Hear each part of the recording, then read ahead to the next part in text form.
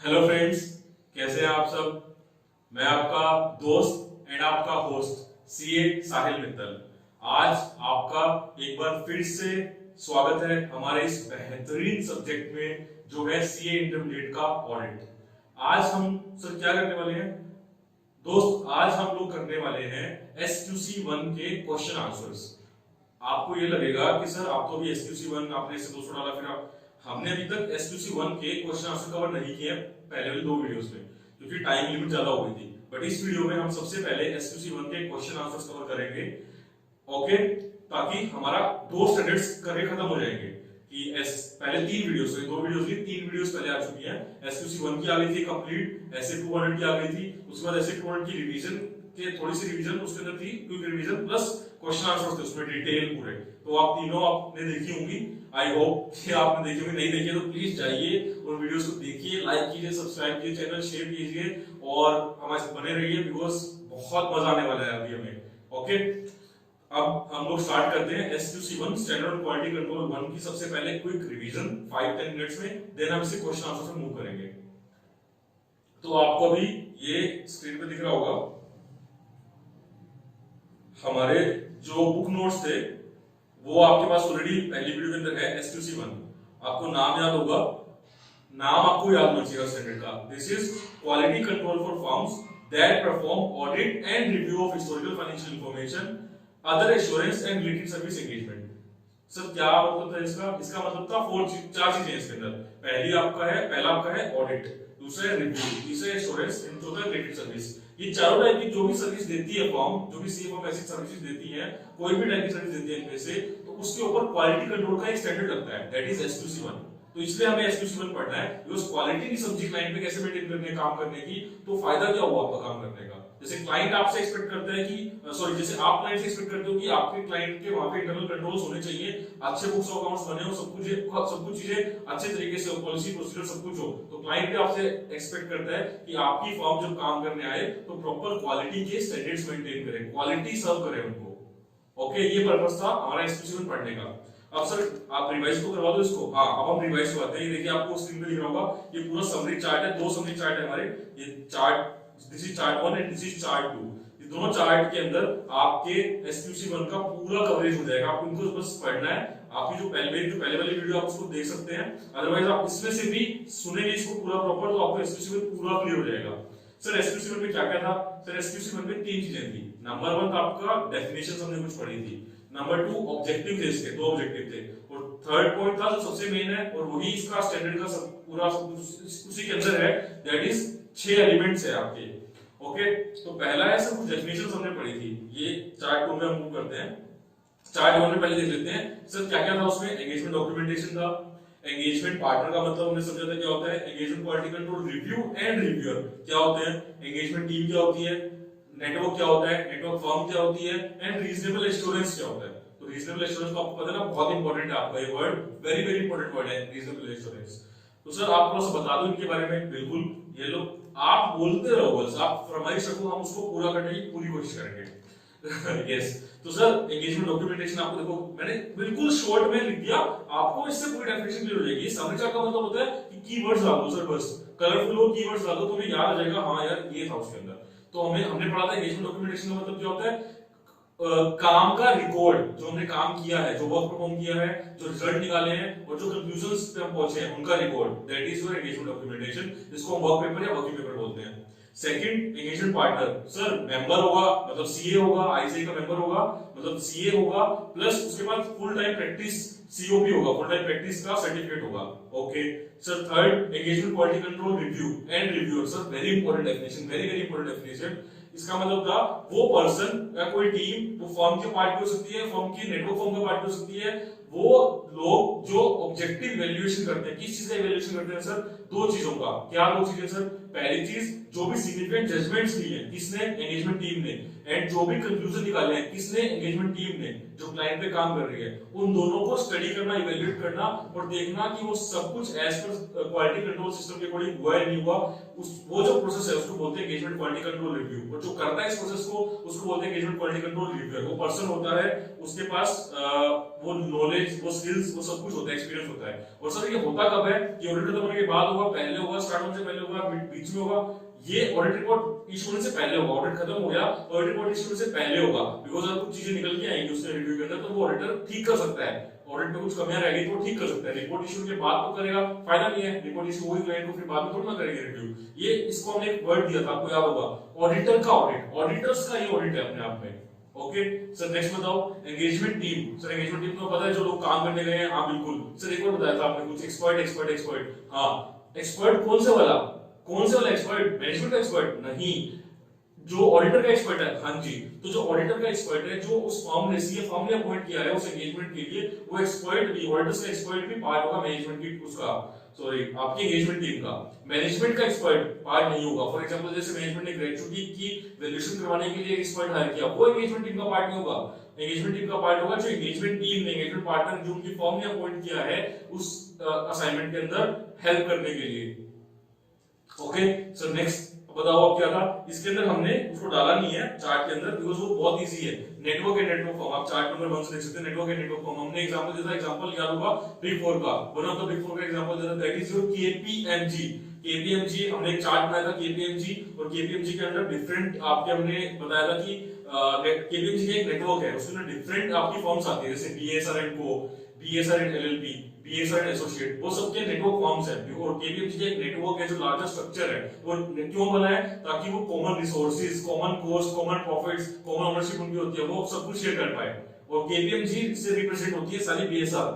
आप अगर बोलोगे कि आप कौन सी कोई कंपनी जो केपीएमजी से ऑडिट करवा रही है, वो ये नहीं बोलेगी कि हम बीएसआर हमारे ऑडिटर है, कोई बोलता है केपीएमजी हमारे ऑडिटर है। तो केपीएमजी एक ब्रांड नेम है जिससे बी और साइनिंग जो होती है वो बीएसआर एंड को या एलएलपी या एसोसिएट के नाम से होती है, केपीएमजी के नाम से साइनिंग नहीं होती इंडिया के अंदर। ओके सर ठीक है, अब रहता है कुछ, हाँ एक वर्ड रहेगा रीजनेबल एश्योरेंस, जो आपके ऐसे दोस्तों में भी काम आएगा, हर जगह काम आएगा। बिकॉज आपको बताओ ना, आप काम करने क्या गए हो? सर एश्योरेंस देने गए हो, किस टाइप के एश्योरेंस देने गए हो? सर रीजनेबल एश्योरेंस देने गए हैं। रीजनेबल मतलब 100% क्या? नहीं 100% नहीं, तो मतलब 100% नहीं है तो सर फिर रीजनेबल दे रहे हैं तो क्या काम चल जाता है इससे? हाँ, बिकॉज आपसे एक्सपेक्टेड रीजनेबल होता है, बिकॉज आपको पता है ना इनहेरेंट लिमिटेशन होती है ऑडिट की, तो आप रीजनेबल से ज्यादा दे ही नहीं सकते हो। तो ये 100% से कम होती है, बट आप ध्यान रखना ये लोअर लेवल नहीं होती, मॉडरेट लेवल नहीं होती, ये हायर लेवल होती है। एब्सोल्यूट भी नहीं होती, बट हायर लेवल एश्योरेंस होती है। This is your reasonable assurance. Sir अब क्या रह गया इसके अंदर? हमने पढ़ा था सर दो ऑब्जेक्टिव थे, सेकंड पॉइंट में थे दो ऑब्जेक्टिव। क्या थे सर दो ऑब्जेक्टिव? कि फर्म और उसके जो पर्सनल है, जो एम्प्लॉइज है, डायरेक्टर्स है, पार्टनर्स है, मैनेजर्स है, आर्टिकल्स है, वो सारे लोग क्या करेंगे? कंप्लाई करेंगे जितने भी प्रोफेशनल स्टैंडर्ड्स उन पे एप्लीकेबल है, जैसे स्टैंडर्ड्स और ऑडिटिंग है, आपके और प्रोफेशनल स्टैंडर्ड्स हैं, आईसी ने प्रोफेशनल एथिक्स निकाले हुए हैं, वो सब उनको कंप्लाई करना है। प्लस जितने भी लीगल एंड आपके स्टैट्यूटरी रिक्वायरमेंट्स हैं, रेगुलेटरी रिक्वायरमेंट्स हैं, वो सारे कंप्लाई करेंगे। जैसे सी एक्ट हो गया, कंपनी को ऑडिट करने में तो कंपनी एक्ट रिक्वायरमेंट्स होगी, वो सारे फुलफिल करने हैं आपको। सेकंड ऑब्जेक्टिव है कि आप जो रिपोर्ट इशू करेगी एंगेजमेंट टीम, एंगेजमेंट पार्टनर जो रिपोर्ट इशू करेगा और जो फर्म रिपोर्ट इशू करेगी, फर्म के बिहाफ पे जो रिपोर्ट इशू होगी, वो रिपोर्ट एप्रोप्रिएट होनी चाहिए उन सर्कमस्टांस के अंदर। मतलब अगर सर्कमस्टांस ऐसे थे कि आपको मॉडिफाइड रिपोर्ट देनी थी और मॉडिफाइड में भी आपको क्वालिफाइड रिपोर्ट देनी थी, तो आपने क्वालिफाइड दी हो। ऐसा नहीं कि आपने वहां पे कोई और टाइप की रिपोर्ट दे दी, सपोज क्लीन दे दी या एडवर्स रिपोर्ट दे दी, तो वो इनएप्रोप्रिएट हो जाएगी। तो ऑब्जेक्टिव दो होते हैं, कंप्लाई करना सबको और रिपोर्ट इशू करना एप्रोप्रिएट। लास्ट हमारा था एलिमेंट्स। कुछ एलिमेंट्स होते हैं हमारे, 6 एलिमेंट्स थे इसके अंदर। 6 एलिमेंट्स का पहला एलिमेंट था लीडरशिप रिस्पांसिबिलिटी, सेकंड था एथिकल रिक्वायरमेंट, थर्ड था आपका client acceptance and contribution, fourth था ह्यूमन रिसोर्सेज, फिफ्थ था एंगेजमेंट परफॉर्मेंस एंड सिक्स्थ था आपका मॉनिटरिंग। सर फर्स्ट क्या था? Leadership responsibility. लीडरशिप रिस्पांसिबिलिटी हमने देखा था कि लीडर्स की रिस्पांसिबिलिटी होती है क्वालिटी कंट्रोल के स्टैंडर्ड्स को मेंटेन करना, पॉलिसी एंड प्रोसीजर को बनाना और इंप्लीमेंट करना, और उनको अल्टीमेट रिस्पांसिबिलिटी लेनी पड़ती है। हाँ जी सर, तो कुछ पॉइंट्स थे इसके अंदर, वो मैंने शॉर्ट में यहाँ पे डिफाइन कर दिए। इंटरनल कल्चर प्रमोट करना उनकी रिस्पांसिबिलिटी है, अल्टीमेट रिस्पांसिबिलिटी उनकी है। अगर कुछ भी ब्रीच होती है, क्वालिटी कंट्रोल स्टैंडर्ड को भी ब्रीच होता है, वो अल्टीमेट रिस्पांसिबिलिटी उनकी है। कोई भी कमर्शियल कंसीडरेशन, क्लाइंट्स जो फीस आती है या जो प्रमोशंस वगैरह है, परफॉर्मेंस इवैल्यूएशन है, वो उनकी वजह से क्वालिटी कंट्रोल के स्टैंडर्ड कॉम्प्रोमाइज नहीं होने चाहिए। और आप बोल रहे हो कि क्वालिटी क्वालिटी क्वालिटी मेंटेन करने के लिए रिसोर्सेज चाहिए, तो वो रिसोर्सेज आपको सफिशिएंट डिप्लॉय करने पड़ेंगे, तभी क्वालिटी मेंटेन होगी। तो ये सारी चीजें जो रिस्पॉन्सिबिलिटी है वो लीडरशिप की टीम की है, जो टॉप लेवल पे CEO, managing partner etcetera. Sir second point क्या था, एथिकल रिक्वायरमेंट। ये तो सर हमने बार बार सुना है, integrity, objectivity, professional competence, confidentiality, professional behaviour, independence, तो यही है सब। उसके बाद सर इंडिपेंडेंस हमने ये देखा था, इंडिपेंडेंस के अंदर अगर आपको ये देखना है कि कोई थ्रेट तो नहीं है इंडिपेंडेंस की, जैसे आपके सेल्फ इंड्यूस थ्रेट होता है, सेल्फ इंटिमिडेशन थ्रेट होता है, फेवरेटिव थ्रेट होता है, वो सारे कोई थ्रेट उनमें से है, अगर है तो आपको उनको एलिमिनेट करना है। एलिमिनेट करने के हमने एग्जांपल दिए थे, जैसे आप लिखवा के ले लेते हो, एनुअल रिटन कंफर्मेशन ले लेते हो आप कि कोई भी पर्सन फॉर्म में डिपेंडेंट है क्लाइंट के ऊपर, और फेवरेटिव थ्रेट रिमूव करने के लिए आप रोटेशन ऑफ पार्टनर को, रोटेशन ऑफ एंगेजमेंट टीम का प्रोसेस अप्लाई करते हो अपनी फर्म के अंदर। ओके, उसके बाद सर थर्ड पॉइंट क्या था, client acceptance and contribution. Client acceptance and contribution का मतलब है एक्सेप्ट कब करना है, और अगर कंटिन्यू कर रहे हैं तो पहले कुछ चेक करनी पड़ेगी चीजें। जैसे आपको रिश्ता बनाना है किसी से, जब आप रिश्ते की बात करते हो तो पहले कुछ चेक करते हो ना, यार लड़के का बैकग्राउंड कैसा है, लड़की का बैकग्राउंड कैसा है, ठीक है, क्या मतलब हमारे उतने हम बराबर, क्योंकि रिश्ता हमेशा बराबर वालों में होता है, तो रिश्ता मतलब ऐसा कहा जाता है जनरली, मेरा ये मानना नहीं है, तो वो आप कुछ ये चेक करते हो वहां पे कि यार वो लायक है एक दूसरे के नहीं है। तो ऐसे ही सेम फर्म जो सीए फर्म और जो क्लाइंट जिसको एक्सेप्ट करने वाले हैं, कंटिन्यू करने वाले हैं, वो कुछ चीजें देखते हैं। फर्म, यहाँ पे बात फर्म भी कर रहे हैं कि फर्म में क्वालिटी कंट्रोल मेंटेन करने हैं, तो फर्म क्या देखती है, पहले से देखेगी बैकग्राउंड चेक करेगी, मतलब इंटीग्रिटी चेक करेगी क्लाइंट की, कि भाई क्लाइंट के अंदर कोई ऐसी चीज तो नहीं है, कोई फ्रॉड रखा होना है, उनकी फ्रॉड की हिस्ट्री रही हो, नॉन कंप्लायंस रहा हो, उनके मैनेजमेंट या डायरेक्टर्स, मतलब पूरा केवाईसी होता है एक तरीके से, तो उसको बोलते हैं इंटीग्रिटी चेक करना। सेकंड हम देखते हैं कि हम कॉम्पिटेंट हैं या नहीं, क्या हम खुद लायक हैं क्लाइंट को ऑडिट करने के लिए, हमारी कैपेबिलिटी, हमारे पास टाइम, हमारे पास रिसोर्सेज सफिशिएंट है, क्या हम उस क्लाइंट का वो एंगेजमेंट परफॉर्म कर सकते हैं, नहीं कर सकते। थर्ड चीज, क्या फर्म ने क्वालिटी कंट्रोल नहीं, एथिकल रिक्वायरमेंट्स को कंप्लाई किया हुआ नहीं किया हुआ। फॉर एग्जांपल इंडिपेंडेंस रिक्वायरमेंट आपने कंप्लाई नहीं की, जिस क्लाइंट का ऑडिट करने जा रहे हो, एंगेजमेंट करने जा रहे हो, वहां पे इंडिपेंडेंस की रिक्वायरमेंट्स आपने फुलफिल नहीं हुई, बहुत सारे लोगों के वहां पे डिपेंडेंसी है, तो पहले उसको रिमूव करना पड़ेगा, तभी आप उस क्लाइंट को एक्सेप्ट कर सकते हो। तो वो आपको देखना पड़ेगा कि कंप्लाई किया है आपने एथिकल रिक्वायरमेंट से, नहीं किया। Sir fourth point human resources था। ह्यूमन रिसोर्सेज का मतलब था कि आपको दो लोगों को अपॉइंट करना है properly, engagement partner and engagement team, तो आपको रिस्पांसिबिलिटी असाइन करनी है, रोल आइडेंटिफाई करके देना है एंगेजमेंट पार्टनर का, क्लाइंट को भी और उसको भी बताना कि उसकी रिस्पांसिबिलिटी है, वो कॉम्पिटेंट होना चाहिए, कैपेबल होना चाहिए, उसको प्रॉपर टाइम मिलना चाहिए उस एंगेजमेंट को परफॉर्म करने का, और प्रॉपर एंगेजमेंट टीम जो आपकी कैपेबल हो, कॉम्पिटेंट हो, उसको उस असाइनमेंट के लिए आपको अपॉइंट करना है, एलोकेट करना है। सर नेक्स्ट क्या था, अब आपने क्लाइंट को एक्सेप्ट कर लिया, अब आपने लोगों को वहां भेज दिया, अब वहां पे जाकर काम करना है, दैट इज एंगेजमेंट परफॉर्मेंस। काम कैसे होगा सर, इसमें क्या क्या था, आप ये देखो इसके अंदर रेफर चार्ट 2, सेकंड चार्ट में क्या क्या चीजें आपके पास है सर, डायरेक्शन देनी है, सुपरविजन देना है, रिव्यू करना है, कंसल्टेशन हो सकती है, डिफरेंस ऑफ ओपिनियन आ सकते हैं, एंगेजमेंट क्वालिटी कंट्रोल रिव्यू होगा एंड डॉक्यूमेंटेशन होगा। डायरेक्शन में क्या होगा, जो ऑडिट कैसे करना है, एंगेजमेंट पार्टनर एंगेजमेंट टीम को बताएगा कि ये क्लाइंट का बिजनेस है, यहाँ पे रिस्की एरियाज है, ठीक है, और ये नेचर एंटिटी के बिजनेस का प्रॉपर सब एक्सप्लेन करेगा, ये रिस्क एरियाज हो सकते हैं आपको, तो वो एक प्लानिंग हो गई, डायरेक्शन देना, रास्ता दिखा दिया। अब सुपरविजन में क्या है, जो रास्ते पे चल रहे हैं तो उनको बताना कि आप सही रास्ते पे चल रहे हो, नहीं कर रहे हो, कितना ऑडिट आपने कर लिया है उसका प्रोग्रेस लेना, कुछ चेंजेस करना ऑडिट प्लान के अंदर तो वो करना, और सिग्निफिकेंट मैटर्स मिले तो उनको कैसे एड्रेस कर रहे हो वो देखना, तो वो सुपरवाइज करते हैं कि सही रास्ते पे जा रहे हो ना, रास्ता आपको ऐसे दिखाएगा तो आप ऐसे तो नहीं मोड़ रहे, तो वो चीज करता है। फिर रिव्यू करना, रिव्यू लेवल पे होता है, डायरेक्टर लेवल पे हो सकता है, मैनेजर लेवल पे हो सकता है, पार्टनर लेवल पे हो सकता है, तो रिव्यू करते हैं फिर अलग लेवल पे, अलग फॉर्म में अलग तरीके होते हैं रिव्यू के। अब वो जो रिव्यू होगा वो ये देखिए कि उसमें कोई ओपन पॉइंट्स डाले हैं रिव्यूअर ने, तो वो ओपन पॉइंट्स क्लोज करने पड़ेंगे, जिसका रिव्यू हुआ उसको पॉइंट्स क्लोज करने पड़ते हैं। नेक्स्ट कंसल्टेशन, कोई सिग्निफिकेंट मैटर है, कोई कॉम्प्लेक्स मैटर है, उस पर कंसल्टेशन होगी, डिस्कशन होगी कि और उसको क्लोज किया जाएगा, उसको डॉक्यूमेंट करना है कि आपने उसको क्लोज कैसे किया। नेक्स्ट डिफरेंस ऑफ ओपिनियन, हो सकता है दो लोगों के बीच में डिफरेंस आ जाए ओपिनियन को लेकर के, एक बोल रहा है कि यार ये अमाउंट होना चाहिए, ये डाटा होना चाहिए, दूसरा बोल रहा है ये अमाउंट होना चाहिए, डाटा होना चाहिए, वो एंगेजमेंट टीम के अंदर भी हो सकता है, एंगेजमेंट पार्टनर और जो एंगेजमेंट क्वालिटी कंट्रोल रिव्यूअर आएगा, जो एक्सपर्ट आएगा उनके बीच में भी हो सकता है। तो क्या रीजन था और आपने उसको कैसे रिजोल्व किया वो आपको डॉक्यूमेंट करना है, और जो रिजोल्यूशन है, जो भी कंफ्लिक्ट हुआ उसको रिजोल्यूशन हो जाना चाहिए बिफोर ऑडिट रिपोर्ट इशू करने के। ओके सर नेक्स्ट क्या था, एंगेजमेंट क्वालिटी कंट्रोल रिव्यू, जो बहुत इंपॉर्टेंट था। सर किस क्लाइंट के लिए होता है ये, जितने भी लिस्टेड क्लाइंट है सबके लिए अपॉइंटमेंट होती है एंगेजमेंट क्वालिटी कंट्रोल रिव्यूअर की, वो होता है उनका। और सर बाकी जो क्लाइंट्स है जो लिस्टेड है उनमें से क्राइटेरिया सेट करते हैं कि मान लो अगर 10 क्लाइंट है तो 6 क्लाइंट का इस बार इस क्वार्टर में करेंगे engagement quality control review, next 4 का अगले क्वार्टर में करेंगे। तो ऐसे क्राइटेरिया सेट करती है फर्म को, इंटरनल फर्म की अपने पॉलिसी एंड प्रोसीजर की कैसे क्राइटेरिया सेट करना है पिक करने के लिए क्लाइंट को EQCR के लिए। सर नेक्स्ट कब होगा ये, रिपोर्ट इशू होने से पहले ही खत्म हो जाना चाहिए आपका EQCR।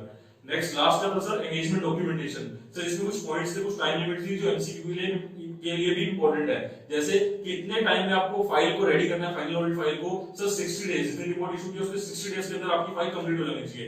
सेकंड सर कितने साल तक रिटेन रखनी है, 7 इयर्स तक आपको रिटेन रखनी है फाइल को जो आपने कंप्लीट की है।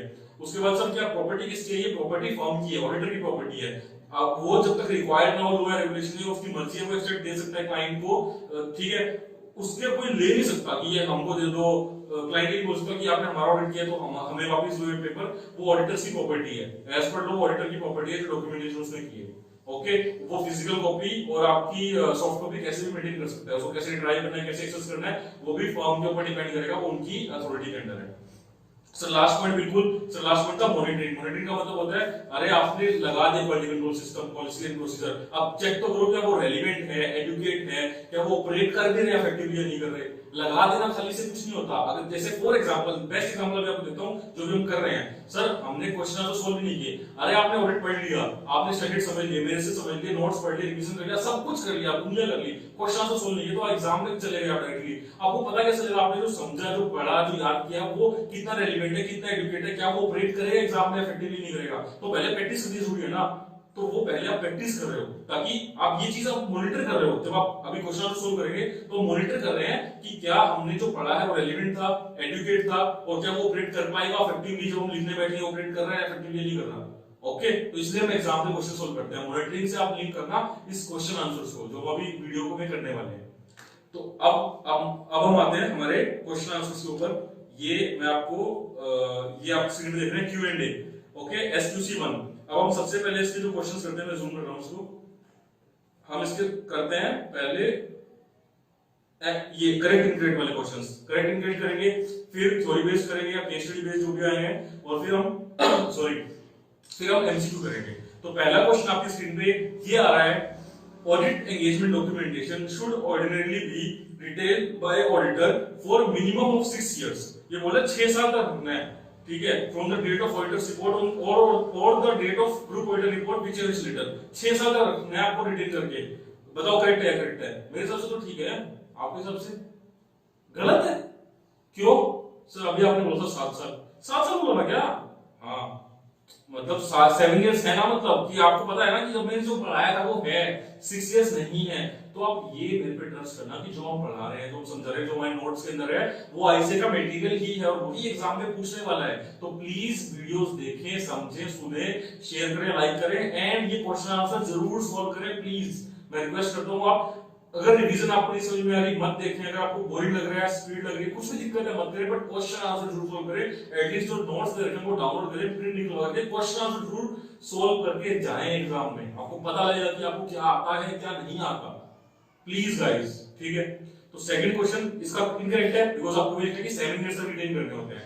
Second question, mister A is a statutory auditor. Mister A ABC limited का स्टैट्यूटरी ऑडिटर है, उसने ब्रांच का ऑडिट जो है एबीसी लिमिटेड का वो किसी दूसरे ऑडिटर ने किया, मिस्टर बी ने किया है। अब मिस्टर ए मिस्टर बी को रिक्वेस्ट करते हैं कि यार ब्रांच के जो डॉक्यूमेंटेशन आपने किया वो मेरे को दे दो। क्या वो देगा? क्या वो करेक्ट मांग रहा है और क्या उसको देना चाहिए? नहीं सर, नहीं देना चाहिए करेक्ट, बिकॉज़ हमने अभी भी पढ़ा कि जो प्रॉपर्टी है ऑडिटर की है वो property unless law and regulations को रिक्वायर नहीं करते वो देने के लायबल नहीं है अपने डॉक्यूमेंटेशन किसी भी, चाहे वो ऑडिटर हो, दूसरा ऑडिटर हो या कंपनी हो, कोई भी हो। तो यही इसके अंदर लिखा हुआ है, आप पढ़ सकते हो कि he may at his discretion make portion of or extract from audit documentation available to client provided, और client को ही देता है वो खाली, provided such disclosure does not undermine। क्यों तभी दे सकता है जब उसकी जो एथिकल रिक्वायरमेंट्स है वो कॉम्प्रोमाइज ना हो, वहां पे जो उसने काम किया वो कॉम्प्रोमाइज ना हो, तभी वो दे सकता है, अदरवाइज नहीं दे सकता। पहली चीज तो देगा ही, उसकी मर्जी है, ठीक है, देगा तब भी सिचुएशन देगा कि उसकी खुद की एथिकल रिक्वायरमेंट्स, उसका काम कॉम्प्रोमाइज ना हो उससे। Got it? थर्ड क्वेश्चन क्या है सर? वो लिमिट पे आ गया फिर से, ये बोल रहा है एप्रोप्रिएट टाइम लिमिट जो कंप्लीट करनी होती है ऑडिट की असेंबली फाइल, जो असेंबली करनी होती है ऑडिट फाइल की लास्ट में 30 डेज के अंदर करनी होती है, ठीक है। ये नहीं सर आपने 60 बोला था, तो मैंने 60 बोला था तो वो है ना लिखा हुआ, वो एग्जाम में क्वेश्चन पूछ रहा है ना उससे, तो 60 डेज इसका फिर से जाएगा, इनकरेक्ट आएगा। तो आपको वही लिखना है कि 60 डेज में करनी होती है भाई, 30 डेज में नहीं करनी होती। खत्म आपके क्रेडिट इसके अंदर के। सर अब थ्योरी क्वेश्चन पे आते हैं, जो केस स्टडी पेज है वो आते हैं 4 से 8 मार्क्स के एग्जाम में आपके ये रहते हैं और बहुत इंपॉर्टेंट है आपका ये। ओके, फर्स्ट क्वेश्चन है सर, मिस्टर राज, सीए राज जो एंगेजमेंट पार्टनर है वो डिसीजन लेना चाहता है कि क्लाइंट को एक्सेप्ट करने के रिगार्डिंग कंटिन्यू करने से पहले क्या फैक्टर देखने हैं, कि रिश्ता करना चाह रहे हैं हम किसी के साथ, दोस्ती करना चाह रहे हैं, प्यार मोहब्बत का हाथ बढ़ाना चाह रहे हैं, तो क्या चीज चेक करें पहले। सर हम तो ये देखते हैं कि वो लड़का अच्छा है, उसका बैकग्राउंड अच्छा है, वो फिर हम ये देखते हैं कि हम कर पाएंगे, मतलब रिश्ता हमारा हो पाएगा, हमारे पास उतना सब है, पैसा वैसा उतना स्टेटस, वो सब चीज देखते हैं। तो देखते हो तो ऐसे क्लाइंट में भी देखो कि क्लाइंट का पहले इंटीग्रिटी चेक करो, बैकग्राउंड चेक करो, दूसरा अपनी खुद ही कॉम्पिटेंट चेक करो कि आप कैपेबल हो, आपके पास टाइम रिसोर्सेज है। सर कैपेबिलिटी का मतलब आप एग्जांपल दे दो ना, मैं एग्जांपल दे रहा हूं, suppose you are in practice, आज आप मान लो प्रैक्टिस में हो, आप आज मान लो आज आप सीए बन गए हो, यस, जो आप जल्दी बन जाओगे तो आप सीए हो, आप प्रैक्टिस आपने ओपन किया, एक बताओ रिलायंस मुकेश अंबानी से आ गए, आपको बोलते हैं कि आप हमारी रिलायंस इंडस्ट्रीज का ऑडिट कर लो, रिलायंस इंडस्ट्रीज का सेक्शन ऑडिट कर लो, आप कर लोगे क्या? अरे दुनिया निकल जाएगी, रिलायंस इंडस्ट्रीज का ऑडिट खत्म नहीं होगा भाई, क्योंकि उसके लिए आपकी फर्म के पास उतने लेवल के रिसोर्सेज, उतना सब होना चाहिए, कैपेबिलिटी होनी चाहिए। इसका मतलब ये नहीं कि आप नहीं कर पाओगे, आप उतने टाइम फ्रेम में जितनी रिक्वायरमेंट्स है, वो जो कॉम्पिटेंस चाहिए रिलायंस ऑडिट करने के लिए, वो आपके पास अभी नहीं होगी, समझ लो। तो आपको वो चीज चेक करनी है। थर्ड चीज आपको ये चेक करना है कि आपकी एथिकल रिक्वायरमेंट्स फुलफिल है, ठीक है, आपकी इंडिपेंडेंस रिक्वायरमेंट, आपकी इंटीग्रिटी, ऑब्जेक्टिविटी, वो सब कुछ कंप्लाई कर रहे हो ना, क्लाइंट को ऑडिट एक्सेप्ट करने से पहले, एंगेजमेंट एक्सेप्ट करने से पहले या कंटिन्यू करने से पहले। और एक और पॉइंट इसके अंदर ऐड किया हुआ है, आप देखो आपने आंसर में देखा तब ऐड किया हुआ है, यहाँ पे आपको मटेरियल में शायद ये पूरा पॉइंट नहीं मिलेगा, और शायद 100% श्योर हूं कि मटेरियल के अंदर ये वाला पॉइंट नहीं है, आंसर के अंदर वाला पॉइंट दिया हुआ है कि अगर आपने पहले क्लाइंट के साथ काम किया हुआ है तो आप देखो पहले कोई सिग्निफिकेंट मैटर ऐसे कोई राइज हुए थे जिसकी वजह से अब आपको एक्सेप्ट करने में एंगेजमेंट दिक्कत आ रही हो, तो वो भी आपको चेक करने हैं। तो ये 4 पॉइंट इसके अंदर हो गए। उसके बाद नेक्स्ट क्वेश्चन है sir, briefly explain the policies and procedures of assembling the final audit file on a timely basis after the date of auditor's report, कि आप एक्सप्लेन करो कैसे असेंबल करोगे। अब अगर आप इसमें इतना लिख के आ जाओगे ना दोस्त कि 60 डेज में करेंगे, बस वो पैरा लिख दिया, दो लाइन है आपकी, तो क्या 3 मार्क्स मिल जाए आपको? नहीं। तो सर कैसे मिलेंगे 3 नंबर? यार आपको ये पढ़ना पड़ेगा और आंसर देखना पड़ेगा कि आंसर में ऐसे ही कुछ पॉइंट्स एक्स्ट्रा डाल रखे होते हैं जो आपके हो सकता है मटेरियल में भी ना हो कहीं ना कहीं, तो ये इसमें क्या एक्स्ट्रा डाल रखे हैं आपको देखो क्या क्या लिख रखा है, आप देखो समझो तो सही, आपने अब तक ये पढ़ा नहीं है, सुना नहीं है कि ये जो कंप्लीशन करना होता है ऑडिट फाइल। सेकंड पॉइंट देखो ये वाला, ये आप देखो माउस कहां पे है, कि एडमिनिस्ट्रेटिव प्रोसेस है ये जो इन्वॉल्व नहीं करता कोई नया ऑडिट प्रोसीजर परफॉर्म करना और ड्रॉ करना कोई नया कंक्लूजन। चेंजेस लेकिन आप कर सकते हो और डॉक्यूमेंटेशन में जब आप फाइनल ऑडिट फाइल बना रहे हो, प्रोसेस कर रहे हो, लेकिन वो सारे चेंजेस एडमिनिस्ट्रेटिव होंगे। तो ये वाला जो एडमिनिस्ट्रेटिव प्रोसेस वाला जो पॉइंट आपने कहीं पढ़ा, देखा, लिखा कहीं नहीं किया, जब क्वेश्चन सोल्व किए, आंसर देखा, तब हमें समझ में आया। ओके, तो ये बहुत जरूरी है क्वेश्चन आंसर सोल्व करना। आफ्टर द जब असेंबली कर लोगे, ऑडिटर क्या नहीं कर सकता, ये अगेन एक पॉइंट है कि डिलीट नहीं कर सकता या डिस्कार्ड नहीं कर सकता जो उसके वर्क पेपर है 7 इयर्स तक, उसको 7 ईयर वाला पॉइंट भी इसने डाल दिया।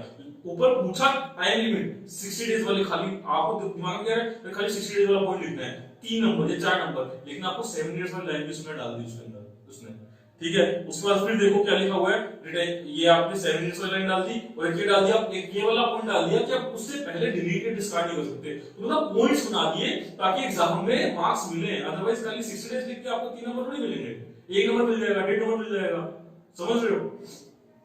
नाउ थर्ड क्वेश्चन बहुत आसान है, ये बोलते हैं आपको एलिमेंट्स बताने हैं फॉर्म के क्वालिटी कंट्रोल सिस्टम के। सर 6 एलिमेंट्स है, आप एक एक लाइन में एक्सप्लेन भी कर सकते हो इसको, अगर ज्यादा मार्क्स में आता है 4 मार्क्स में 3 4 मार्क्स में आता है तो एक एक लाइन में एक्सप्लेन कर सकते हो, मैंने इसके अंदर नहीं किया, आप आगे एक्सप्लेन भी कर सकते हो इसको।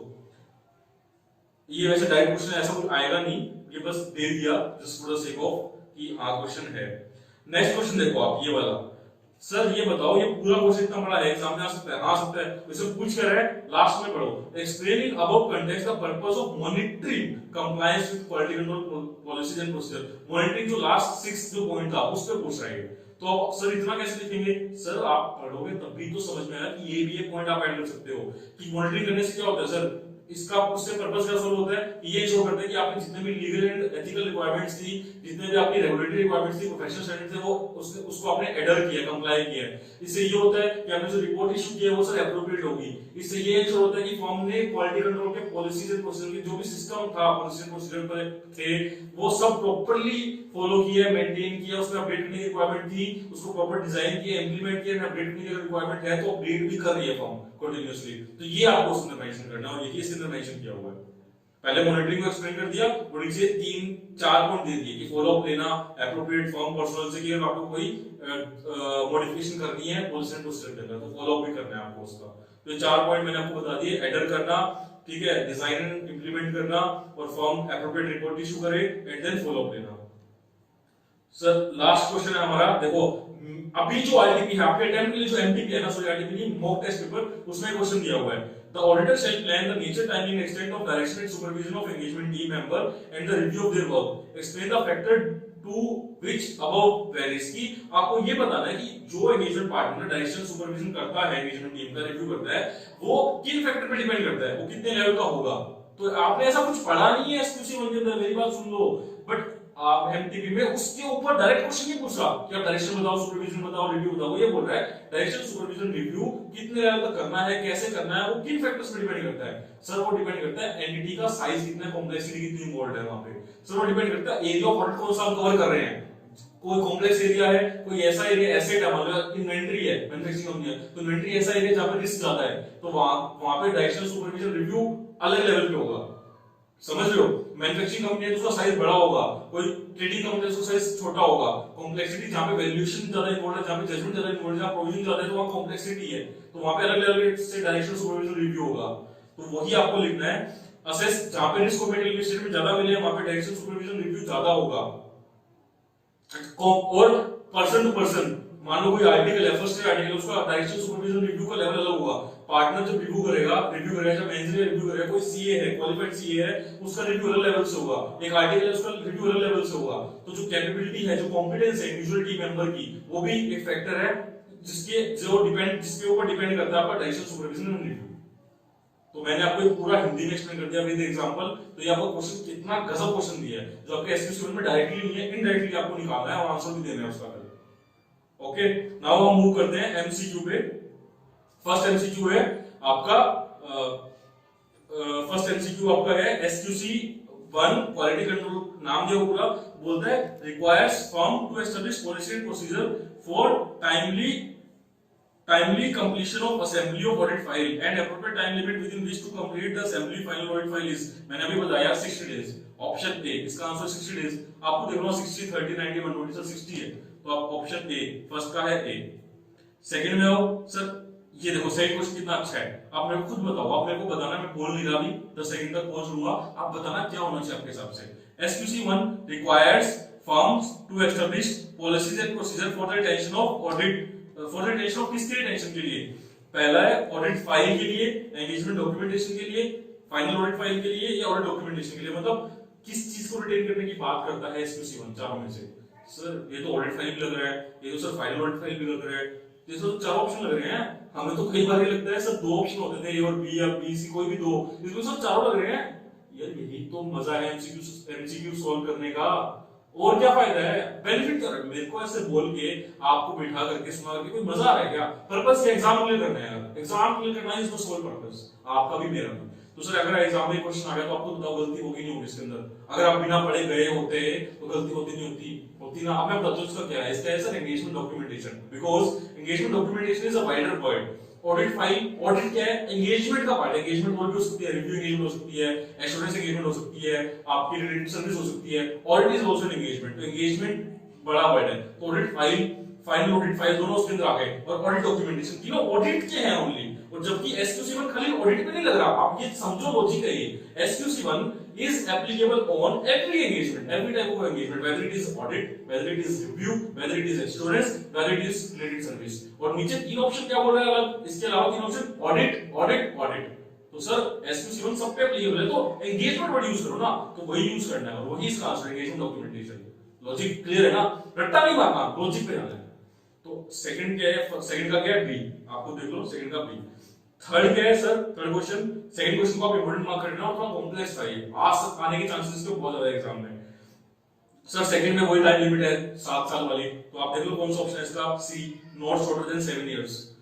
टाइम लिमिट पे क्वेश्चन आ सकते हैं बहुत, तो वो आपको ध्यान रखना है टाइम लिमिट। ये हमने पढ़ लिया था, ये नीचे थ्योरी क्वेश्चन में भी था कि पर्पस क्या होता है मॉनिटरिंग करने का, कि क्वालिटी कंट्रोल सिस्टम्स को मॉनिटर करने का, वो काम कर रहे हैं नहीं कर रहे ढंग से, उसको मॉनिटर करने का पर्पस क्या होता है। सर पॉलिसीज के साथ एडर किया है, मतलब सॉरी रिक्वायरमेंट्स के साथ, लीगल रिक्वायरमेंट्स के साथ हमने एडर किया है, मतलब फॉलो किया है नहीं किया, एप्रोप्रिएट रिपोर्ट इशू की है नहीं की, और उनकी डिजाइनिंग एंड इंप्लीमेंटेशन प्रॉपर हुआ है नहीं हुआ, तो ये सब करने के लिए करते हैं। तो तीनों पॉइंट्स के लिए हमारा मॉनिटरिंग करने का तीनों पर्पस है, ए बी सी, तो सर इसका आंसर डी है, all of the above. Third का आपका है,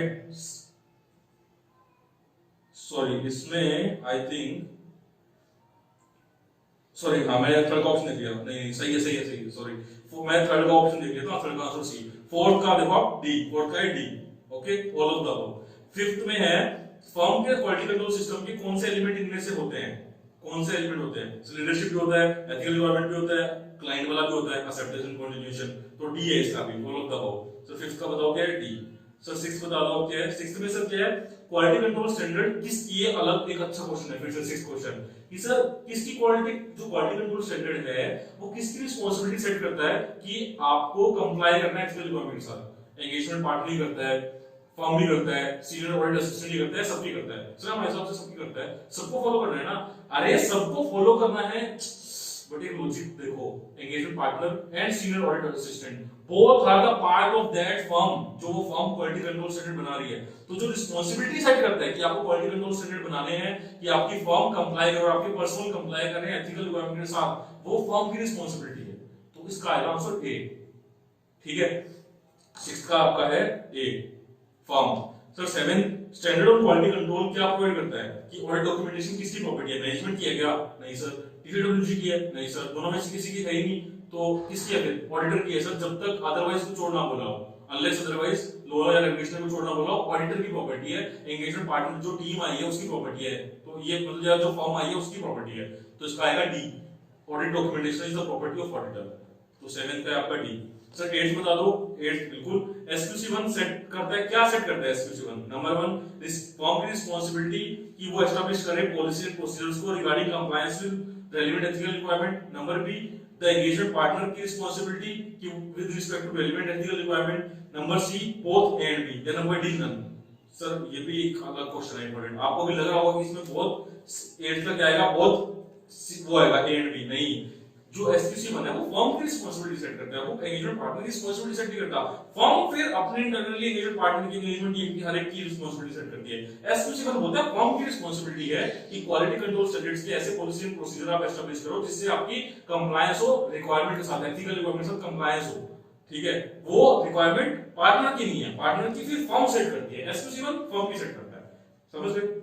9 sir, which of the following partner can act as engagement partner? Sir C होना चाहिए और प्रैक्टिस फुल टाइम प्रैक्टिस होना चाहिए, पार्ट टाइम प्रैक्टिस चलेगा नहीं सर, फुल टाइम प्रैक्टिस चाहिए, सीए चाहिए, हां तो आप इसमें देख लो कौन सा ऑप्शन है, सीए पार्टनर, एनी पार्टनर नहीं, एनी सीए पार्टनर नहीं, any CA partner in full time practice और पार्ट टाइम प्रैक्टिस नहीं, any partner in, any CA partner in full time practice, option D. 9 तो क्या है, option D. 10 sir, who will take responsibility for overall quality in audit of financial statement? Responsibility किसकी है overall quality maintain करने की? Sir सब partners की होती है, जितने सीए पार्टनर्स होते हैं फर्म की उनकी होती है, एंगेजमेंट पार्टनर की होती है, ये एंगेजमेंट टीम की होती है। सर ये तो हमारे हिसाब से सारे पार्टनर्स की होती है। अरे खुद समझो, जो एक ऑडिट चल रहा है उस पे जो एंगेजमेंट है ऑडिट, सर फिर तो वहां पे जो एंगेजमेंट पार्टनर है उसकी होती है, तो बिल्कुल सही है। 10th का सी, सर एंगेजमेंट पार्टनर की रिस्पांसिबिलिटी होती है कि ओवरऑल क्वालिटी इंश्योर करना उस एक एंगेजमेंट पे, सब एंगेजमेंट की बात, सारी एंगेजमेंट की बात नहीं कर रहे, उस स्पेसिफिक ऑडिट की बात कर रहे हैं। Sir next, which of the following 11th information assists the auditor in accepting and quantification of the client? Sir कौन सी इंफॉर्मेशन थी जो हमें हेल्प करते हैं क्लाइंट को एक्सेप्ट या क्वांटिफाई करने के लिए, उसका इंटीग्रिटी चेक करना, ठीक है, फर्म ने कंप्लाई किया नहीं किया, फर्म उसको टाइमली, मतलब फर्म के पास कैपेबिलिटी है, कॉम्पिटेंस है नहीं है उसको करने की, तो सर तीनों ही है, तो इसका क्या आएगा, डी आएगा, 12th का डी। अब आई थिंक सॉरी 11th का डी, 11th का डी, आई थिंक अब इजी आ गए हैं सारे, तो आगे आपको दिक्कत नहीं होगी। Sir engagement quality control next है 12 अपॉइंटमेंट जो होती है एंगेजमेंट क्वालिटी कंट्रोल रिव्यूअर की, वो मैंडेटरी किस केस में होती है? सर सब केस में मैंडेटरी होती है। अरे यार मैंने बताया था लिस्टेड एंटिटीज के केस में मैंडेटरी होता है, बाकी केस में आप पिक करते हो, अपॉइंट कर सकते हो, अपनी मर्जी है, नहीं भी करोगे तो भी नहीं है, बट एसक्यूसी1 के हिसाब से लिस्टेड एंटिटीज के केस में ईक्यूसीआर होना मैंडेटरी है। तो इसका आएगा सी, 12 आएगा सी, 12 का सी। लास्ट पेज पे आ गए सर ऑलमोस्ट अब हम एमसीक्यू के हमारे पूरे क्वेश्चन बैंक के इसके एसक्यूसी1 के। 13 क्या है, कोई भी डिफरेंस ऑफ ओपिनियन अगर अराइज होता है एंगेजमेंट टीम में और या एंगेजमेंट पार्टनर और control engagement quality control reviewer में, तो सर एंगेजमेंट टीम क्या करेगी? टीम जो है पार्टनर लड़ लिया, कहने मतलब पार्टनर लड़ लिए, पार्टनर लड़ लिया आपस में, तो एंगेजमेंट टीम क्या करेगी? सर वो एंगेजमेंट पार्टनर की साइड देगी सर, क्योंकि वो उनको करता है ना सब, मतलब वो उनके साथ काम करते हैं, पार्टनर को मतलब एंगेजमेंट पार्टनर को फॉलो करेंगे। अच्छा पार्टनर को फॉलो करोगे, अगर आपके दो पार्टनर लड़ रहे हैं तो जिस पार्टनर के साथ आप काम कर रहे हो उसको आप फॉलो करोगे सर, करना तो इजी। अरे यार फिर सेकंड ऑप्शन, तो फिर उन्होंने सेकंड ऑप्शन ऐसे दे दिया एंगेजमेंट पार्टी कंट्रोल रिव्यूअर, तो कुछ लोग उसको करेंगे जो उसका काम करेंगे, कुछ लोग उसको करेंगे जो उसका काम कर रहे हैं। ये ना majority of member of engagement team ऐसे करोगे कि जो लोग ज्यादा जिस साइड है हमको उस साइड रहेंगे सर, ज्यादा जो लोग जिस साइड है उस साइड करेंगे, हम अकेले नहीं चलते। अरे यार आपको फर्म के पॉलिसी एंड प्रोसीजर की साइड लेनी है, ना कि उस पार्टनर की, एंगेजमेंट पार्टनर की या क्वालिटी कंट्रोल रिव्यूअर की, जहां मेजॉरिटी खड़ी है। मेजॉरिटी को खड़ा होने दो, आप सही की साइड रहो ना, बोलते हो कि हम तो सही की साइड है, तो सही साइड क्या है? फर्म के policy and procedure is the right side, तो दैट इज ऑप्शन सी। 13 का ऑप्शन क्या है? C. Sir 14th auditing firms should establish quality control policies and procedures for personal management in order to provide reasonable assurance that कि जो auditing firm establish करती है quality control procedures की employees के लिए, पर्सनल के लिए, वो किस लिए करती है, उससे क्या मिलता है, किस चीज की रीजनेबल एश्योरेंस मिलती है? सर क्या इसकी मैं बता रहा हूँ, इसकी मुझे डायरेक्टली आंसर पे मूव करते हैं। सर इसका आएगा B, personnel will have the knowledge required to fulfill requirement responsibility assigned, कि वो ये इंश्योर करते हैं कि जो लोग अपॉइंट होंगे एंगेजमेंट के लिए उनके पास प्रॉपर नॉलेज होनी चाहिए। पहले वाला नहीं करते कि जो एम्प्लॉय प्रमोट हुए हैं उनके पास एप्रोप्रिएट कॉम्पिटेंस होनी चाहिए, या थर्ड पॉइंट की extent of supervision and review कितना करना है आपको, वो नहीं करते। रिव्यू की बात तो बाद में आती है, पहले ये इंश्योर करते हैं कि जो लोग काम करने वाले उनके पास प्रॉपर नॉलेज है या नहीं है। ओके, तो इसका आएगा बी, 14 का आएगा बी आपका, 14 का B. 15 the least important element, सबसे कम इंपोर्टेंट एलिमेंट कौन सा है? Engagement quality control review, sorry engagement quality control जो स्टैंडर्ड है एसक्यूसी1, उसकी जो पॉलिसी एंड प्रोसीजर्स है जब हम पढ़ते हैं वो सब, तो इनमें से सबसे इंपोर्टेंट कौन सी चीज है कि हम जिसको हम पहले नहीं देखते, पहले ये देखेंगे, फिर ये देखेंगे, फिर देखेंगे, फिर उसको देखेंगे अगर आए तो। सर ऑडिट असिस्टेंट को साइन करना, यार ये तो इंपॉर्टेंट है, ये तो होता ही है। कंसल्टेशन करना एक्सपर्ट के साथ, ये भी एसक्यूसी1 में होता है। सर फीस डिसाइड करना, और सर कॉन्फिडेंशियलिटी रखना इंफॉर्मेशन की, क्लाइंट इंफॉर्मेशन की कॉन्फिडेंशियलिटी रखना, तो सर कॉन्फिडेंशियलिटी रखना ही, सॉरी फीस डिसाइड करना ही लीस्ट इंपॉर्टेंट है। समझ लो, हमारे पैसे डिसाइड करना लीस्ट इंपॉर्टेंट बोल रहा है ये। हाँ यही तो दुख है दोस्तों, इतनी मेहनत कर रहे हैं और पैसे नहीं मिल रहे। लेकिन एसक्यूसी1 के हिसाब से सोचना है कि एसक्यूसी1 में सबसे लीस्ट इंपॉर्टेंट फैक्टर जो आएगा आपकी फीस डिसाइड करना आएगा। Next sir second last question, SQC one क्या बोलता है कि वो कौन से इनमें से एलिमेंट को एड्रेस करता है? लीडरशिप रिस्पांसिबिलिटी को एड्रेस करता है, ऑडिट प्लानिंग को एड्रेस करता है, ऑडिट जजमेंट को एड्रेस करता है, या सबको एड्रेस करता है? सर नंबर 1 लीडरशिप रिस्पांसिबिलिटी को एड्रेस करता है, तो 16 का ए, 15 का सी था, 16 का A. Sir last question, which of the following is not function of engagement partner? इनमें से एंगेजमेंट पार्टनर का फंक्शन कौन सा नहीं है? डिजाइन एंड इंप्लीमेंट करना इंटरनल कंट्रोल को, कंप्लाई करना प्रोफेशनल स्टैंडर्ड को, एक्सेप्ट करना क्लाइंट को या नहीं करना, और मॉनिटर करना क्वालिटी कंट्रोल सिस्टम को फॉर्म के। सर डिजाइन एंड इंप्लीमेंट करना क्वालिटी कंट्रोल उसको इंटरनल कंट्रोल को, ये हमारी रिस्पांसिबिलिटी नहीं है, ये रिस्पांसिबिलिटी मैनेजमेंट की होती है। हमें तो जाके चेक करना होता है, और चेक भी हम ऐसे नहीं कि हमारी रिस्पांसिबिलिटी है, हम डिजाइन और इंप्लीमेंट तो बिल्कुल भी नहीं है, और चेक भी हम अपने हिसाब से टेस्टिंग करते हैं कंट्रोल्स की। तो नंबर ए उसकी रिस्पांसिबिलिटी नहीं है, बाकी तीनों को करना होता है एज पर एसक्यूसी1। तो 17th का आपका है ए। ओके, तो सर ये आपके पूरा क्वेश्चन बैंक है, नीचे नोट्स में लिंक में दिया हुआ है, आपको डाउनलोड करें, प्रिंट निकालें। आपको अगर वीडियो बड़ा लगता है तो आप जितना पोर्शन आपको लग रहा है एमसीक्यू को लगता है करने हैं तो वो कर ले, थ्योरी लगता है थ्योरी कर ले, क्रेडिट लगता है वो कर ले, रिवीजन लगता है एसक्यूसी नहीं करना इंपॉर्टेंट तो वो कर ले। पूरा मेरे हिसाब से तो पूरा वीडियो देखना चाहिए, आई थिंक हो गया 30 मिनट्स के आसपास का वीडियो। अगेन आपको इसको पूरा सुनना है, शेयर करना है, लाइक करना है, सब्सक्राइब करना है, और कमेंट करके बताना है कि कहां पे आपको लगा कि और इंप्रूवमेंट हो सकता है। ओके, और मैं आपके साथ ऐसे ही बना रहूंगा।